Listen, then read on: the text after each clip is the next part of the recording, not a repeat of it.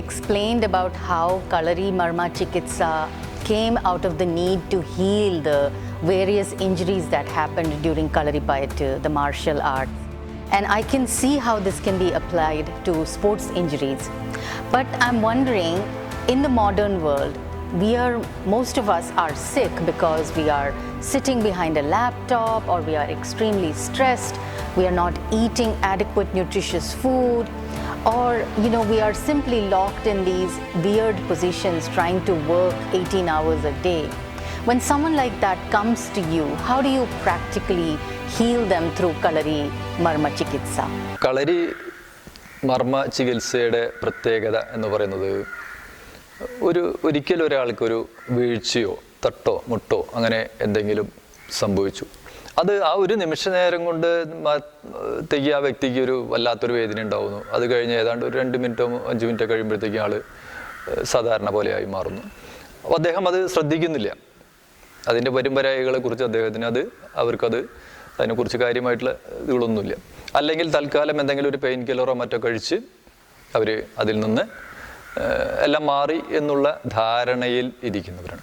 പക്ഷേ പല മർമ്മ ആഘാതങ്ങളും നമുക്ക് വീഴ്ച അല്ലെങ്കിൽ അതുപോലെയുള്ള ഇതുകളൊക്കെ സംഭവിച്ച് വർഷങ്ങൾ കഴിയുന്തോറും അത് മൂർച്ഛിച്ച് രോഗം പല വിധത്തിലുള്ള, ഉദാഹരണത്തിന് നട്ടലിൻ്റെ ഏറ്റവും അടിഭാഗത്ത് നമ്മൾ വീഴ്ച മൂലം സംഭവിക്കുന്ന നട്ടലിൻ്റെ ഏറ്റവും അടിഭാഗത്തെ ആ അസ്ഥി അല്പം ഒന്ന് ഉള്ളിലേക്ക് വളഞ്ഞ് ഇരിക്കുന്നതിൻ്റെ ഫലമായിട്ട് ആ വ്യക്തിയിൽ നട്ടെല്ല് സംബന്ധമായിട്ടുള്ള സ്ഥിരമായിട്ട് വിട്ടുമാറാത്ത രോഗങ്ങളും, അത് സയാറ്റിക്ക പോലെയുള്ള കാലിലേക്ക് അതിൻ്റെ വേദനകൾ ഇറങ്ങിയിട്ടുള്ള അസുഖങ്ങൾ, കാലിൽ തരിപ്പ് കഴപ്പ് അങ്ങനെ തുടങ്ങിയിട്ടുള്ള അസ്വസ്ഥതകൾ, സ്ഥിരമായിട്ട് തലവേദന, അതുപോലെ ഏതെങ്കിലും ഒന്നോ അല്ലെങ്കിൽ അതിൽ കൂടുതലോ നാഡികൾ പ്രവർത്തിക്കാതിരിക്കൽ, അല്ലെങ്കിൽ ആൾക്ക് മാനസികമായിട്ടുള്ള അസ്വസ്ഥതകൾ വരെ കാണുന്നതായിട്ട് ഞാനിന്ന് എൻ്റെ അടുത്ത് പേഷ്യൻസ് വരാറുണ്ട്.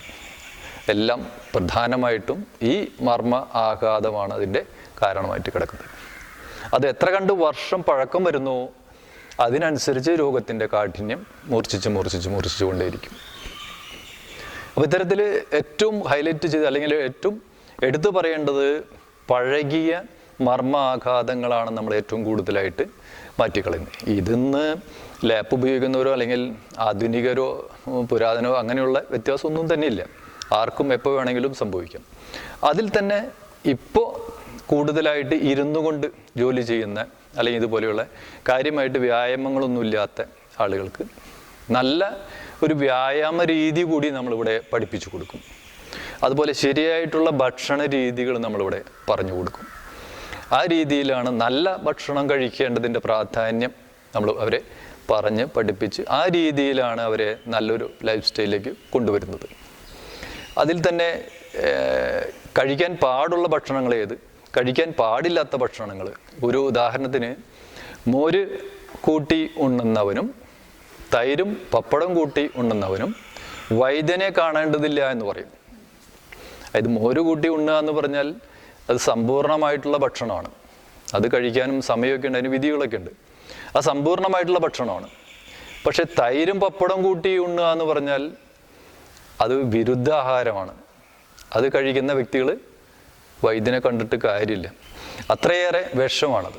അത്തരത്തിൽ നമ്മൾ ഒരുമിച്ച് കഴിക്കാൻ പാടില്ലാത്ത ഒരുപാട് ഭക്ഷണങ്ങളുണ്ട്. അതേ സമയത്ത് തൈര് ഒറ്റയ്ക്ക് നമുക്ക് കഴിക്കാം, നല്ല ഭക്ഷണമാണ്. പപ്പടം നമുക്ക് കഴിക്കും വേറെ. പക്ഷെ ഇത് രണ്ടും കൂടെ ചേരുമ്പോഴാണ് ഇത് വിഷമായിട്ട് മാറും. അത്തരത്തിൽ വിരുദ്ധ ആഹാരങ്ങൾ പലതുണ്ട്, മോരും മുതിരയും അങ്ങനെ തുടങ്ങിയിട്ടുള്ള അത്തരത്തിലുള്ള അറിവാണ് നമ്മളിവിടെ അവരെ രോഗികളായിട്ട് വരുന്നവരെ പറഞ്ഞ് മനസ്സിലാക്കി കൊടുത്ത് അവർ സാധാരണ ജീവിതത്തിലേക്ക് കൊണ്ടുവരുന്നതും, അതുപോലെ ഫ്രൂട്ട്സ് ധാരാളം കഴിക്കേണ്ടതിൻ്റെ പ്രാധാന്യം, പച്ചക്കറികൾ പച്ചയ്ക്ക് കഴിക്കേണ്ടതിൻ്റെ പ്രാധാന്യം ഒക്കെയാണ് നമ്മളിവിടെ പഠിപ്പിച്ചു കൊടുക്കുന്നത്. അതോടൊപ്പം കൃത്യമായിട്ടുള്ള വ്യായാമ രീതികൾ. അപ്പോൾ അവരുടെ ജോലി സംബന്ധമായിട്ടുള്ള സ്ട്രെസ്സ് അല്ലെങ്കിൽ ടെൻഷനും കാര്യങ്ങളൊക്കെ നമുക്ക് കുറച്ച് കൊണ്ടുവന്ന് നല്ല ആരോഗ്യത്തോടു കൂടി ജീവിക്കാനായിട്ട് അവർക്ക് സാധിക്കുന്നുള്ളതാണ്. അതിൽ ഈ മർമ്മ പ്രയോഗങ്ങൾക്ക് തന്നെയാണ് ഏറ്റവും കൂടുതൽ പ്രാധാന്യം കൊടുക്കുന്നത്. ഞാൻ മർമ്മപ്രയോഗത്തിൻ്റെ ഒരു പ്രത്യേകത എന്ന് പറയുന്നത് ഒരു വ്യക്തിയിൽ ഹൈ എനർജി ഉണ്ടെങ്കിൽ അതിനെ നമുക്ക് വളരെ ഈസി ആയിട്ട് കുറച്ചു കൊണ്ടുവരാനും, അതേസമയത്ത് ലോ എനർജി ആണെങ്കിൽ അതിനെ വളരെ കൂട്ടിക്കൊണ്ടുവരാനും കഴിയുന്ന തരത്തിലുള്ള വളരെ നല്ല മർമ്മസ്ഥാനങ്ങൾ നമ്മുടെ ശരീരത്തിൽ തന്നെയുണ്ട്. ഇതൊക്കെ ഗുസ്തി